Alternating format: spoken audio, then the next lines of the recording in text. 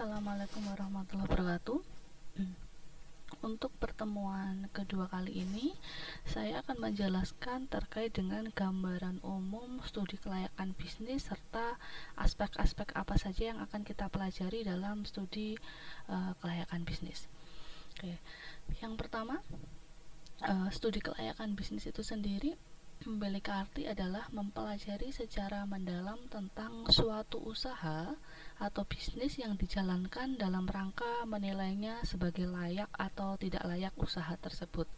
Nah, mempelajari secara mendalam di sini dideskripsikan sebagai meneliti atau mungkin mengkaji secara sungguh-sungguh data dan informasi, selanjutnya diukur, dihitung, dianalisis menggunakan metode tertentu. Kemudian kelayakan itu adalah apakah usaha yang dijalankan itu memberikan manfaat besar dibandingkan dengan biaya yang dikeluarkan. Berarti kalau memberikan manfaat lebih besar dibandingkan biaya, studi kelayakan tersebut dinyatakan layak. Atau mungkin sebaliknya, kalau biayanya itu lebih tinggi daripada manfaatnya, berarti bisnis yang akan dijalankan dinyatakan tidak layak. Kemudian bisnis, pengertian bisnis sendiri adalah usaha yang dijalankan untuk memberikan manfaat baik finansial maupun non finansial. Tapi rata-rata studi kelayakan bisnis yang kita gunakan sebagai acuan dalam perkuliahan kita ini adalah bisnis yang sifatnya adalah profit atau menghasilkan keuntungan. Oke. Tujuan dari studi kelayakan bisnis yang pertama pasti menghindari risiko kerugian, karena memang bisnis itu tujuan utamanya adalah profit oriented begitu. Kemudian memudahkan perencanaan, karena memang bisnis atau sifat dari bisnis itu adalah jangka panjang, maka studi kelayakan bisnis ini bisa digunakan untuk memudahkan perencanaan ke depannya. Kemudian memudahkan pelaksanaan pekerjaan, memudahkan pengawasan, dan memudahkan pengendaliannya. Manfaat dari studi kelayakan bisnis. Nah, manfaat dari studi kelayakan bisnis ini sebelumnya kita harus mengerti atau mengingat pentingnya dari investasi, karena memang bisnis itu adalah investasi yang sifatnya adalah jangka panjang dan umumnya juga menyangkut jumlah yang besar. Jumlah yang besar artinya adalah modalnya, kemudian tenaganya, waktunya, dan lain-lain. Kemudian komitmennya tidak mudah diubah. Sehingga manfaat dari studi kelayakan bisnis yang pertama adalah jelas manfaat finansial, artinya bisa memberikan tingkat keuntungan bagi perusahaan atau mungkin bagi para pelaku bisnis. Yang kedua, manfaat ekonomi nasional. Nah, manfaat ekonomi nasional mungkin bisa kita lihat dari peningkatan GDP atau peningkatan pendapatan nasional Indonesia begitu, kalau memang bisnisnya dalam jumlah skala yang besar. Kemudian manfaat sosial. Nah, manfaat sosial di sini artinya ketika bisnis tersebut dijalankan, maka bisa memberikan mungkin lapangan pekerjaan bagi masyarakat sekitar, bisa memberikan pendapatan bagi masyarakat sekitar, atau mungkin bisa memberikan kemudahan-kemudahan akses begitu bagi masyarakat sekitar, karena memang dalam bisnis itu sebenarnya harus ada 3 hal yang diperhatikan. Yang pertama ada triple P, jadi ada people, kemudian profit, dan planet. Ada 3 hal yang harus diperhatikan dalam bisnis. Yang pertama people adalah orang-orangnya, profit adalah keuntungannya, dan planet itu adalah bagaimana bisnis tersebut sesuai dengan aturan-aturan yang tidak merusak keseimbangan alam gitu. Kemudian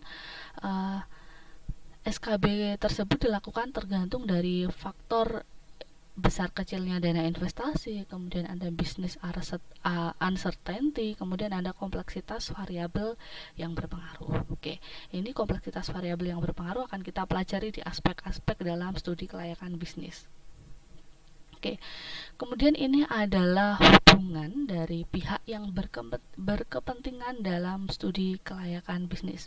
Setidaknya ada empat pilar atau 4 pihak yang berkepentingan dalam studi kelayakan bisnis. Yang pertama adalah pelaku bisnis atau investor, yang mana orientasinya adalah profit dan menanam kekayaan, kemudian sebagai pemilik modal. Yang kedua adalah kreditur. Kreditur itu adalah memiliki peran sebagai keamanan dari dana yang disalurkan. Kemudian terjaminnya pokok pinjaman dan bunganya. Artinya kreditur ini adalah orang yang mungkin mensupport bisnis tersebut dalam bentuk dana, begitu. Contohnya seperti apa? Contohnya kalau sekarang banyak sekali macam pendanaan, misalnya bank, misalnya crowdfunding, misalnya peer-to-peer lending dan lain-lain. Kemudian pemerintah. Nah, pemerintah ini fungsinya adalah sebagai perluasan kesempatan kerja, kemudian penghematan devisa, kemudian ada pendapatan masyarakat seperti yang saya jelaskan sebelumnya tadi, seperti dampak sosial. Kemudian masyarakat itu adalah akibat positif bagi kehidupan masyarakat. Oke. Nah, ini adalah fakta-fakta yang ada di lapangan. Fakta yang ada di lapangan artinya dalam membuat studi kelayakan bisnis kita harus mempelajari ini. Ada aspek pasar, aspek lingkungan industri, aspek keuangan, aspek teknik, aspek manajemen, aspek yuridis.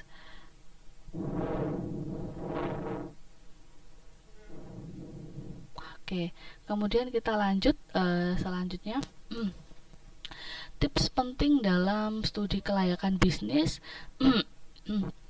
Yang pertama ada kelengkapan dan keakuratan data dan informasi, kemudian tenaga ahli dalam tim studi kelayakan, kemudian penentuan metode dan alat ukur yang tepat, lalu ada loyalitas tim studi kelayakan bisnis. Oke, faktor-faktor yang bisa menyebabkan kegagalan dari studi kelayakan bisnis, yang pertama ada data dan informasi tidak lengkap, kemudian tidak teliti, salah perhitungan, pelaksanaan pekerjaan salah, kondisi lingkungan, dan unsur kesengajaan. Jadi banyak faktor yang bisa menyebabkan studi kelayakan bisnis itu gagal, begitu. Oke, ini adalah business project cycle. Kalau selama ini kita tahunya adalah product life cycle, jadi ada juga yang namanya business project cycle, dimulai dari identification, kemudian preparation, appraisal, evaluation, implementation, project operation, monitoring and control, dan kemudian evaluation lagi. Jadi ada 2 kali evaluation dalam business project cycle. Tuh, oke, ini penjelasan dari bisnis project cycle tadi. Yang pertama adalah lahirnya ide proyek.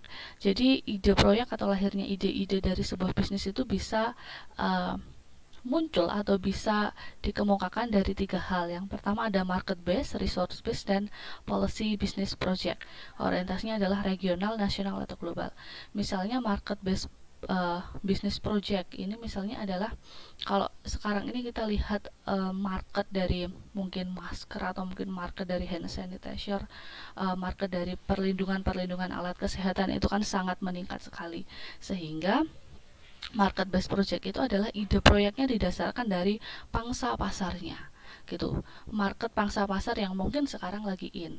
Kemudian resource based business. Kalau resource based business itu ide-ide proyek itu datangnya dari jumlah sumber daya, mungkin sumber daya alam yang melimpah sehingga kita bisa mengolahnya menjadi bisnis, begitu. Oke. Kemudian ada policy. Kalau policy itu berarti lahirnya ide proyek itu berasal dari semacam peraturan pemerintah, begitu. Peraturan pemerintah biasanya kaitannya sama ekspor impor, atau mungkin kaitannya dengan hal-hal lain lah ya, gitu. Oke. Kemudian tahapan persiapan dan analisis, yaitu tahapan di mana kita harus mengumpulkan data pasar. Oke.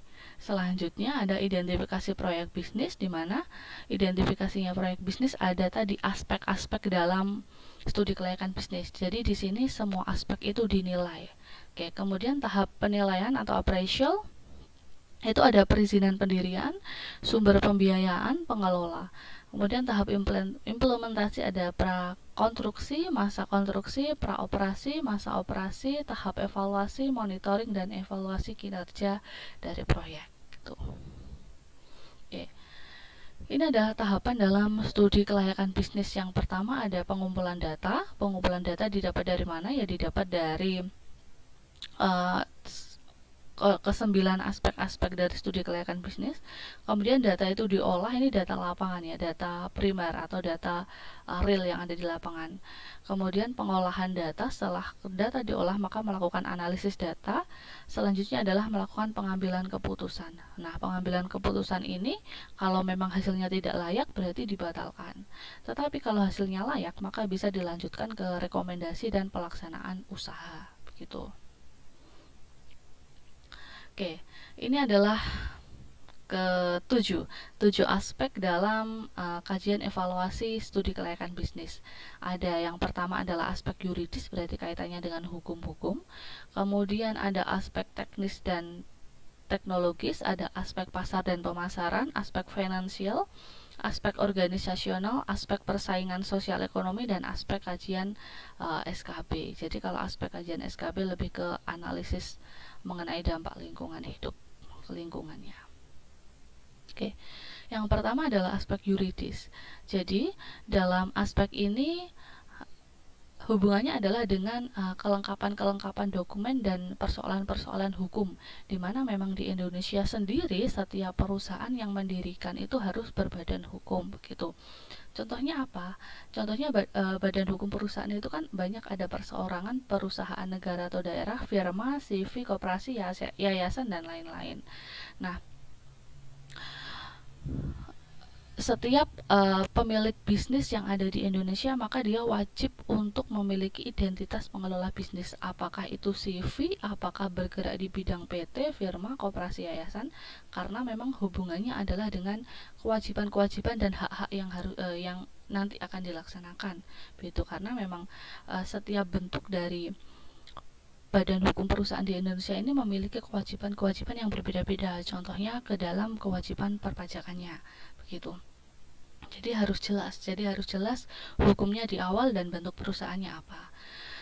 Kemudian ada bisnis yang dijalankan, lalu lokasi dan waktu pelaksanaan, perizinan usaha, jelas harus memiliki perizinan usaha dan dukungan pemerintah dan masyarakat setempat. Nah, biasanya kalau kalian melihat ada bisnis-bisnis baru itu kan biasanya ada demo masyarakat dan lain-lain. Nah, salah satu syaratnya untuk aspek yuridis ini adalah memiliki dukungan pemerintah dan masyarakat setempat. Artinya ada persetujuan masyarakat setempat dan dukungan dari pemerintah setempat begitu. Itu wajib. Nah, oke, sekarang bentuk badan usaha tadi sudah saya jelaskan sedikit, dan saya rasa kalian juga sudah sangat familiar karena ini sering dibahas mungkin di mata kuliah hukum bisnis ataupun yang lainnya. Oke, yang pertama ini kan ada perseorangan sama firma. Bedanya kalau perseorangan pemiliknya hanya seorang, kalau firma pemiliknya 2 orang atau lebih. Kemudian ini adalah bentuk-bentuk atau mungkin perbedaan-perbedaannya bisa mungkin kalian membacanya sendiri. Pemiliknya 2 orang atau lebih, kemudian menjalankan perusahaan atas nama perusahaan, itu kalau firma. Oke, pendirian melalui akta resmi, berita acara negara, atau di bawah tangan kesepakatan pihak terlibat dan lain-lain. Selanjutnya, ini adalah perbedaan CV dan PT. Jadi kalau CV itu persekutuannya atas dasar kepercayaan, kemudian terdapat sekutu yang bertanggung jawab dan ada sekutu yang bertindak sebagai pemberi modal. Begitu kalau CV. Jadi kalau CV itu ada yang pelaksananya, ada yang hanya menyetorkan modal begitu. Itu kalau CV. Nah, kalau PT itu adalah ini, jadi badan hukum yang didirikan berdasarkan perjanjian yang melakukan kegiatan dengan modal tertentu, di mana modal terbagi dalam saham. Biasanya kalau bentuknya adalah perusahaan PT itu modalnya bentuknya saham, sehingga nanti ada pembagian saham di akhir gitu. Oke, kemudian berdasarkan kepemilikan ada perseroan terbatas biasa, ada perseroan terbatas terbuka, ada perseroan terbatas persero, kemudian ada berdasarkan status perseroan terbatas, ada perseroan tertutup, dan ada perseroan terbuka. Oke, kalau atas kepemilikan misalnya ini, pendiri, pemegang saham, dan pengurus adalah warga negara dan badan hukumnya ada di Indonesia. Jadi kalau perseroan terbatas biasa tidak ada modal asing. Kalau perseroan terbatas terbuka, perusahaan yang didirikan dalam rangka penanaman modal dan dimungkinkan warga negara asing atau badan hukum asing menjadi pendiri, pemegang sahamnya, dan pengurusnya. Jadi kalau perseroan terbatas biasa itu semuanya dimiliki oleh warga negara Indonesia dan badan hukumnya di Indonesia, tapi kalau perseroan terbatas terbuka itu kemungkinan ada warga asing yang ikut andil dalam pelaksanaan yang ada di perusahaan tersebut. Kemudian ada perseroan terbatas persero. Jadi kalau perseroan terbatas persero itu hanya dimiliki oleh perusahaan-perusahaan yang BUMN begitu. Kemudian ada perseroan tertutup dan perseroan terbuka. Saya rasa sudah jelas. Kalau perseroan tertutup berarti modal dan jumlah pemegang sahamnya itu hanya memenuhi kriteria tertentu dan tidak melakukan penawaran umum. Artinya sahamnya tidak dijual ke masyarakat, hanya dimiliki oleh pihak-pihak tertentu. Tapi kalau perseroan terbuka itu adalah perusahaan yang dia melakukan penerbitan saham di Bursa Efek Indonesia. Jadi kalau ada perusahaan yang belakangnya ada TBK, berarti itu adalah perusahaan terbuka, yang artinya saham-sahamnya itu diperjualbelikan di masyarakat. Modal perseroan terbatas. Jadi modal ada modal dasar, ada modal yang ditempatkan atau dikeluarkan. Kemudian ada modal store atau paid up capital.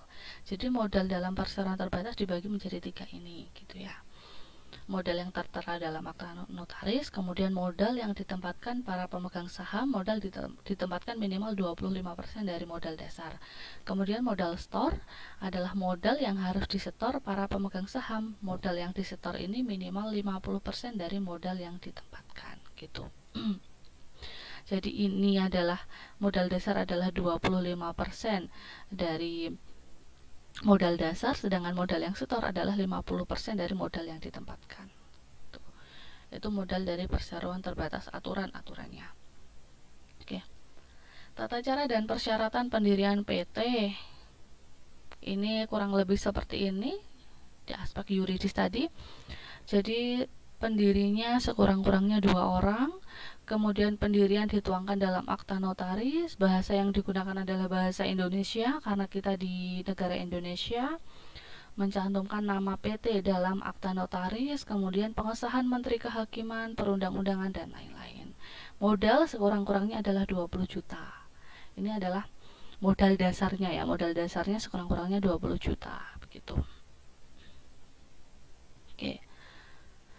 Kalau perusahaan negara atau BUMN itu adalah perusahaan yang didirikan berdasarkan undang-undang, kemudian modal adalah kekayaan negara yang dipisahkan dan tidak dipisahkan dalam saham. Pimpinannya diangkat oleh pemerintah. Jenis perusahaannya adalah Perjan, Perum, dan Persero. Jadi banyak sekali perusahaan-perusahaan BUMN begitu ya. Apa bedanya antara Perjan, Perum, dan Persero? Kalau Perjan itu didirikan untuk pengabdian dan pelayanan dan dipimpin kepala yang berada di departemen. Oke. Kalau Perum itu didirikan untuk melayani kepentingan umum, mencari keuntungan. Kalau Persero itu didirikan untuk mencari keuntungan dan bentuk perusahaannya adalah PT gitu.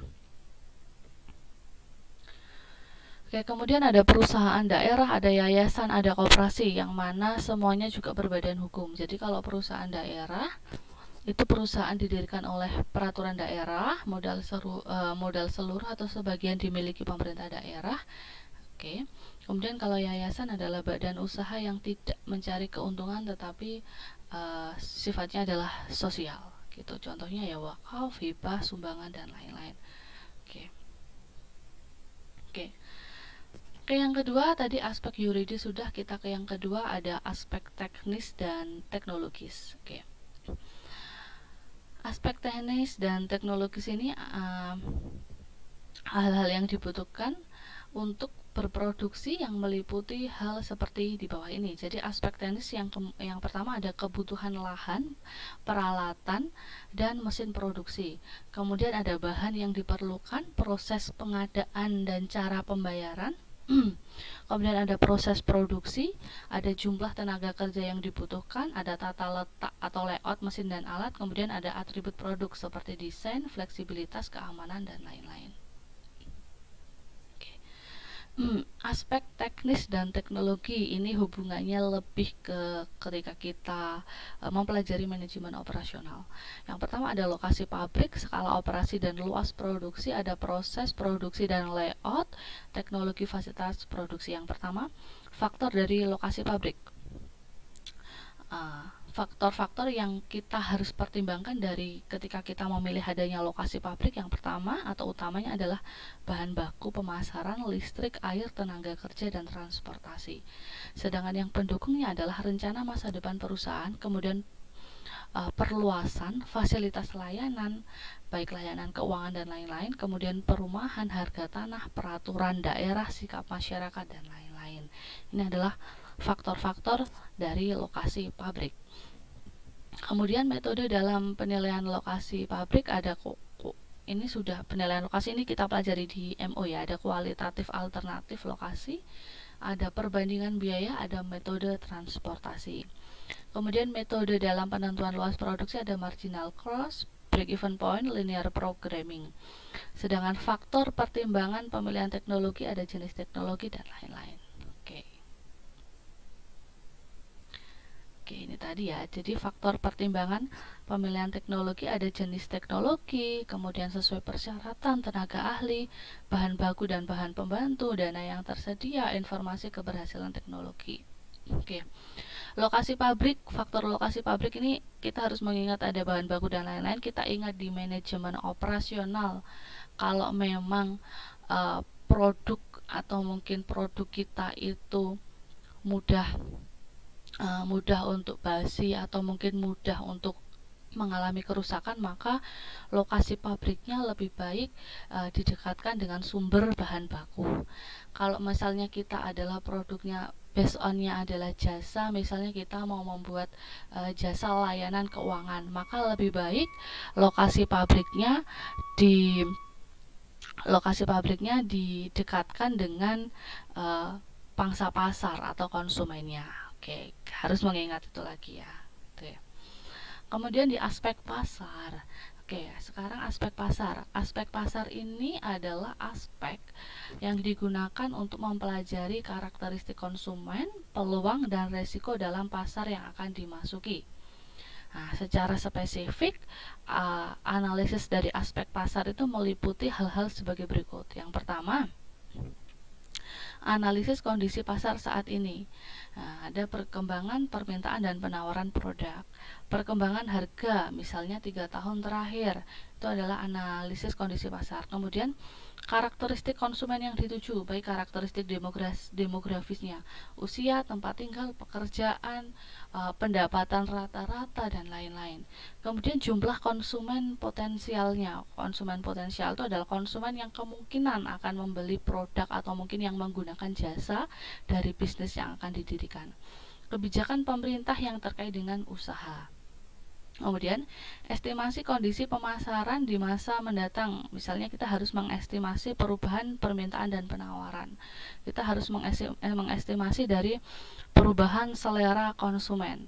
Lalu estimasi potensi pasar, yaitu menghitung potensi penerimaan berdasarkan pembelanjaan yang dilakukan konsumen. Begitu ya. Potensi pasar itu artinya ya kita harus mengestimasi kira-kira penerimaan yang akan kita dapatkan dari konsumen-konsumen potensial itu berapa. Nah, untuk aspek pasar ini yang paling penting kita lakukan adalah ini, kita harus mulai belajar terkait dengan perubahan selera konsumen. Oke. Karena konsumen itu dari era ke era kan berubah-berubah generasinya. Terutama di era sekarang ini. Di era sekarang ini konsumen itu lebih suka dengan hal-hal yang sifatnya adalah digital. Konsumen lebih suka dengan hal-hal atau produk-produk yang sifatnya adalah makanan sehat dan lain-lain. Jadi itu kan semacam perubahan selera konsumen. Apalagi kalau bisnisnya adalah di bidang fashion, itu perubahan selera konsumen itu bahkan setiap bulan, bahkan setiap hari ataupun setiap minggu selalu berubah selera konsumen dalam bidang fashion itu sendiri. Oke. Tujuannya apa? Tujuannya adalah yang pertama adalah memaksimumkan konsumsi, kemudian memaksimumkan kepuasan konsumen, memaksimumkan pilihan atau ragam produk, memaksimumkan mutu produk, kemudian meningkatkan penjualan barang dan jasa, menguasai pasar dan menghadapi pesaing, kemudian bisa memenuhi kebutuhan akan suatu produk dan jasa, dan memenuhi keinginan pelanggan atas suatu produk. Gitu. Biasanya memang sebelum kita melakukan launching produk di aspek pemasaran, kita juga harus melihat survei pasarnya. Apakah konsumen itu mau menerima produk ataupun jasa yang akan kita keluarkan atau tidak. Jadi kita juga harus mengestimasi acceptance dari tingkat konsumen itu sendiri. Gitu. Misalnya kalau kalian mau meluncurkan misalnya sebuah aplikasi payment atau mungkin apapun yang memudahkan para pedagang-pedagang ini menggunakan alat pembayaran di pasar, misalnya adalah teknologi, maka kalian juga harus memenuhi melakukan survei kepada para calon konsumennya. Kalau teknologi biasanya menggunakan teknologi acceptance model begitu. Oke. Ini adalah contoh menghitung potensi pasar ya. Jadi misalnya jumlah konsumennya adalah 400, kemudian pendapatan rata-rata konsumennya adalah 1 juta, jumlah pesaingnya ada 4. Nah, besar pendapatan yang dialokasikan untuk berbelanja misalnya adalah 64%. Ini dari mana datanya? Ini dari survei ya. Kalau kita belajar seperti ini memang datanya kita sediakan, tetapi kalau real di lapangan, data-data ini kita dapatkan dari survei langsung ke lapangan kepada calon-calon konsumen kita. Oke. Kemudian melalui apa surveinya? Biasanya melalui kuesioner gitu kan. Kemungkinan berbelanja misalnya 50%, kemudian ini ada potensi pasar dan potensi penerimaan. Oke, jadi dari awal besar pendapatan yang dialokasikan untuk belanja misalnya 64%, berarti 64% dikali dengan pendapatan rata-rata. Dapatnya adalah 640.000. Kemudian kemungkinan berbelanjanya adalah 50%. Berarti 50% dikalikan dengan 640.000, maka dapatnya 320.000. Selanjutnya potensi pasarnya adalah 320.000 dikali dengan 400. 400 dari mana? Jumlah konsumen, karena kan alokasi yang akan dibelanjakan 640.000, sehingga potensi pasar itu didapatkan dari kemungkinan berbelanja ini 320.000 dikali dengan jumlah konsumen 400. Dapatnya adalah 128 juta. Nah, potensi penerimaannya adalah 128 juta dibagi 5. Kenapa dibagi 5? Karena di sini ada jumlah pesaing. Jadi jumlah pesaing ditambahkan dengan bisnis yang Anda lakukan, berarti kan ada 5. Pesaingnya 4 ditambah dengan Anda ada 5. Jadi kira-kira potensi penerimaan Anda adalah 25.600 sekian. Begitu. Itu adalah cara menghitung potensi pasar. Oke. Kemudian pasar dan jenis pasar. Kita juga harus mengenal adanya pasar dan jenis pasar. Ada pasar konsumen, ada industri, ada reseller. Biasanya business to konsumen, ada business to business gitu kan. Kemudian ada analisis penawaran dan permintaan produk. Jadi pengukuran permintaan. Oke, ini seperti belajar makro mikro ya. Ada data impor produk yang bersangkutan, data impor, ekspor, dan produksi dalam negeri. Ini P ini adalah permintaan, P adalah produksi, I adalah impor, E adalah ekspor, dan di sini adalah selisih dari persediaan. Kemudian ada permintaan industri. Lalu yang ketiga adalah tren perkembangan permintaan produk. Nah, teknik dari peramalan penjualan itu adalah judgmental method, ada analisis tren, linear, non-linear, regresi, korelasi. Kemudian ada specific purpose method atau analisis industri, produk line, analisis penggunaan produk akhir gitu.